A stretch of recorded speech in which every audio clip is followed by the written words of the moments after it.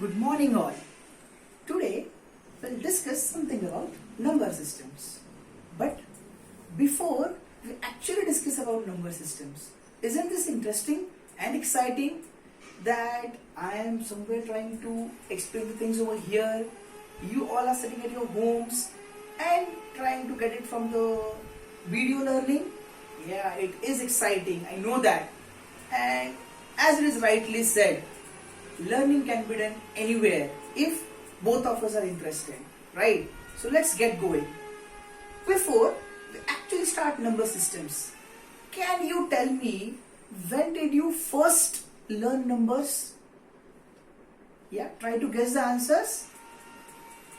Okay, maybe in grade 1, 2, or before that, KG, or even before that, right? Even before we could enter our formal schooling, before going into your KG class, you knew already what are numbers. Let me give you an example. Nowadays you are at home, you might have small babies at your home, small children at your home, right? And when you ask them, you want 1 chocolate or 2 chocolates? What will he say? 2 chocolates. He knows that this is 1, these are 2. He will take those 2 chocolates. Am I right? So even before you could enter the school, you knew already that there is something called as numbers, right? So this number system is probably the first science that you all have learned. So need not worry, we are just building upon those concepts, right? So those were the counting numbers, 1, 2, 3, 4. Later on, which we call them as natural numbers. Am I right? Correct. And then the zero got introduced. After natural numbers, it became a set of whole numbers including a 0. Moving ahead, we also learned integers. That was a set called as I or even Z, wherein we have negative integers, dot dot dot, I may say -3, -2, -1, whole numbers, positive integers, and so on. Infinite towards left, infinite towards right, infinite set of numbers. Moving ahead, we also had fractions and decimals, that is say 0.11, you can say 7/3, these kind of things, correct? You have learnt all these things. And last year we came upon a very interesting set. All these combined it together, whatever numbers we know or you know till a date were the rational numbers, denoted by the letter Q, which were expressed in the form of P/Q, where Q is not equal to 0. P and Q belong. This is the epsilon sign, which means belong to the set of integers. Means P and Q both are integers in their lowest form. Q is not equal to 0. The number becomes a rational number. And this is exactly what yesterday you have done in your homework, finding out the rational numbers. And then we saw that all these numbers, the natural numbers, the whole numbers, the integers, the fractions, the decimals, all of them could be categorized under the category of rational numbers. Am I right? For example, if I take the natural number, say 7, that number 7, we could express it as 7/1. That is the form of P/Q, where P and Q both are integers. The integer Q is not equal to 0. It became a rational number. Let me take another example. An integer -13. Again, it was expressed as -13/1 in the form of P/Q, where P and Q both were integers. The denominator Q was not equal to 0. So this natural numbers belong to the set of rational numbers. These integers belong to the set of rational numbers. Let me take our very special 0, which is an integral part of the whole numbers set. This whole number 0 could also be expressed as 0/1 in the form of P/Q, where p and q both are integers, the denominator q is not equal to 0. We did not say anything about the numerator. Numerator can always be 0. And this again makes one more fact clear, that 0 is an integer. Do not forget, dear children, 0 is a integer, because integers, negative, infinity, -3, -2, -1, 0, 1, 2, 3, positive integers. So 0 is also an integer, also a whole number. So this whole numbers came into the set of rational numbers. Then you had fractions. Fractions say, let us take any fraction, positive 7 upon 3, or take a negative fraction, -11 upon 19. They were always expressible in the form of p upon q, p upon q, p upon q, where p and q both are integers, the denominator q is not equal to 0. Rational numbers. So fractions again became rational numbers. Further we had decimals. Let me take an example, 0.11. How do you think 0.11 could be written as? Or what was the simplest form? It was nothing but, yes, tell me, 11 upon 100. Again expressed in the form p upon q, where p and q both are integers, the denominator q is not equal to 0. So your decimals were also again under rational numbers. So whatever numbers you know, all were under the rational numbers, which was a very big set. And we said that all these numbers are now called as rational numbers. Till here we have reached last year. Am I right? Okay. Yes. So the naturals, the integers, the whole numbers, fractions, decimals, all belong to the set of rational numbers. Am I right? Then we also studied last year something called as squares and square roots, wherein you knew that square root of 1 is 1, because 1 square was 1. Square root of 4 is 2. Okay, let me just keep it over here. Just that part we'll discuss a little bit, because this is the new part, very interesting, that we are going to learn this year. Okay, so what we had learned last year is that square root of 1 was 1, square root of 4 was 2, square root of 9 was 3, and so on. So these were something new things what we had learned, that is finding the square roots. And we had called these 1, 4, 9, 16, 25 as square numbers or perfect squares. Am I right? And we had found out their square roots, because we knew it. 1 multiplied by 1 gives us 1, 2 multiplied by 2 gives us 4. Now, did this thought come to your mind that root 1 is 1, square root of 4 is 2, what about square root of 2? What is the answer? What about square root of 3? What could be the answer? Square root 4 is 2. I am okay with that. What about square root 5? Because 2 into 2 gave me 4. 1 into 1 gave me 1. What into what is 2? The same number multiplied by itself.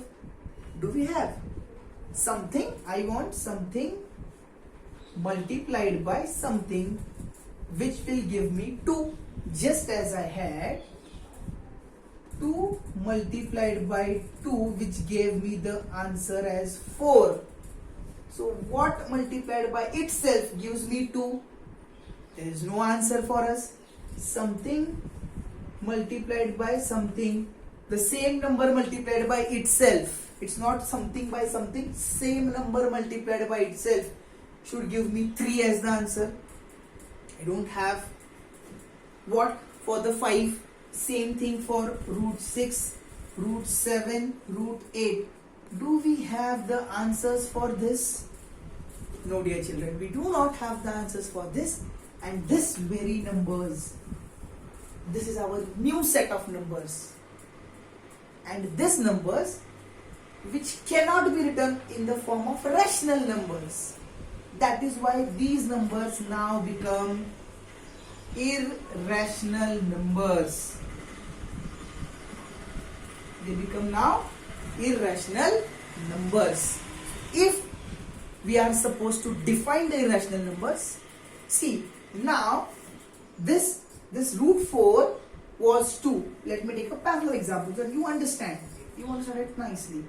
Root 1 was 1, which could be written as 1 upon 1, that is P upon Q. Rational number. So root 1, that is a root of a square number. You know that 1 is the first square number. I am reiterating the fact again and again that 1 is a square number, children, because we generally forget that 1 is a square number. We start saying square numbers from root 4. But no, the first square number was 1. Root 4, we knew what is root 4? 2. It is actually going to be plus or minus 2. That we'll learn as we grow up. But as of now, you know that root 4 is 2, which can be written as, tell me? Yes, 2 upon 1, that is P upon Q, where P and Q both are the integers. Denominator Q is not equal to 0. So root 4, which is 2, which is 2 upon 1, which is P upon Q, also becomes a rational number. But this number root 2, how will you write it? You tell me. Okay, will you write it as root 2 upon 1? Okay, accepted. But it is now not of the form P upon Q, because the denominator Q is a rational number. Accepted. The denominator Q is not equal to 0. Another tick. But the numerator P is not an integer. Is root 2 an integer? No. 2 was an integer. Yes. 1 was an integer, right? But root 2 isn't an integer. So this number root 2 is now not expressed in the form P upon Q. Hence, it cannot be a rational number. And which cannot be a rational number now becomes an irrational number. And this is what we learned this year. Irrational numbers. Correct? And these irrational numbers, we have one more word for them. We also call them as surds. S-U-R-D-S. So irrational numbers or surds are those numbers which cannot be expressed in the form of P upon Q. These numbers are not rational, hence they become irrational numbers. Numbers are irrational numbers. Now just have a quick look. Just tell me, how many rational numbers do we have?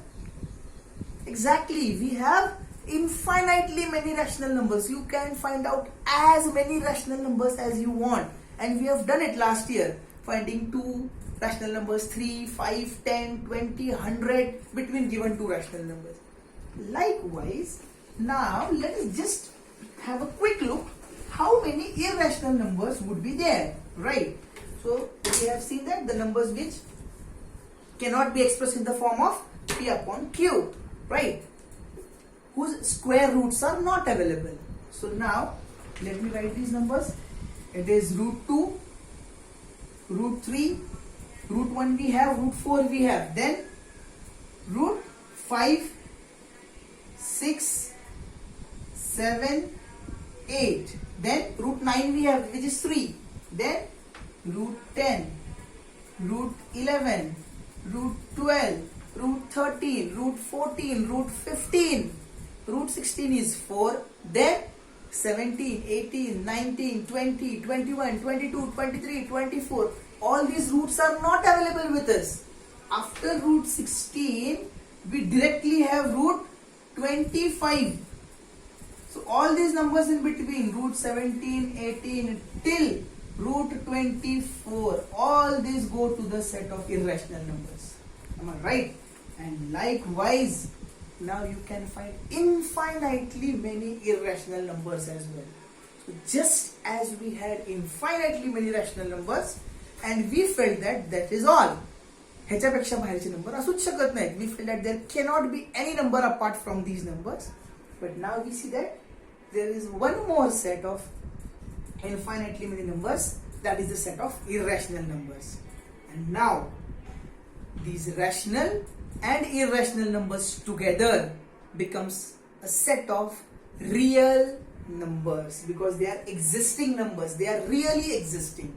And then of course we'll be trying to find out where these numbers are there, where do these numbers lie. We are going to find out in our next lecture. But right now what are we going to call them together as? Real numbers, because these numbers do exist. So now comes the set of real numbers, divided into two parts: rational, irrational. Which are the rational numbers? Numbers which are expressed in the form of P upon Q. Which are the irrational numbers? Which are not expressed in the form of P upon Q. Correct? And rational numbers and irrational numbers together are called as real numbers. So now whatever numbers we have with us, rational as well as irrational, together they become real numbers. And just a small point before I conclude: apart from these many infinite irrational numbers, there is a very special infinite, very special irrational number, and that special irrational number is our Mr. Pi. Yes, you heard it right. What is pi? Where have you studied pi? Correct? In studying circles, circumference of a circle is 2 pi r, area of a circle is pi r square, or circumference is pi d, something like that, you remember. And what we have taken the value of pi is 22 upon 7 or 3.14. This is what we all know. Correct. So now, is this a rational number? P upon Q, both are integers, Q is not equal to 0. Then why do I call this as an irrational number? Right? Don't you think so? Let me explain you, children. This is not the exact value of pi. This is the approximate. Now this becomes a sign for approximate.